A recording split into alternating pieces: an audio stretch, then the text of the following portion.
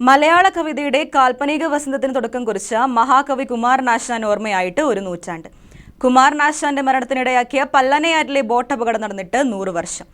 1924 ജനുവരി 16 മഹാകവിയെ മലയാള സാഹിത്യത്തിന് നഷ്ടമായത്. ആലുവയിലേക്ക് പോകാനായി കൊല്ലത്തെത്തിയ കുമാരനാശാൻ തുടർ യാത്രയ്ക്കായാണ് ജനുവരി 16 രാത്രി 10 പുറപ്പെട്ട റെഡീമർ ബോട്ടിൽ കയറിയത്. 95 യാത്രക്കാരെ മാത്രം കയറ്റാൻ ശേഷിയുണ്ടായിരുന്ന ബോട്ടിൽ തിരുവനന്തപുരം പത്മനാഭസ്വാമി ക്ഷേത്രത്തിൽ നിന്ന് മുറജപം കഴിഞ്ഞു മടങ്ങിയവരും കോട്ടയത്ത് വിവാഹത്തിൽ പങ്കെടുക്കാൻ പോയവരും ഉൾപ്പെടെ 136 പേരാണ് ഉണ്ടായിരുന്നത്. പുലർച്ചെ 5 മണിയോടെ പല്ലനയിൽ കൊടുംവളവിൽ തിരിക്കുന്നതിനിടയിൽ ബോട്ട് നിയന്ത്രണം വിട്ടുമറിഞ്ഞു. 24 പേരാണ് ആ അപകടത്തിൽ മരിച്ചത്. ഒരു ദിവസത്തിനു ശേഷമാണ് ആശാന്റെ മൃതദേഹം കണ്ടെത്തിയത്. കരുണ കാവ്യത്തിന്റെ പെൻസിൽ കൊണ്ടെഴുതിയ കയ്യെഴുത്തുപ്രതി കേടുകൂടാതെ കിട്ടി. കുമാരനാശന്റെ മൃതദേഹം സംസ്കരിച്ച പല്ലനയാറിന്റെ തീരത്താണ് സാംസ്കാരിക കേന്ദ്രമായ കുമാരകോടി സ്ഥിതി ചെയ്യുന്നത്.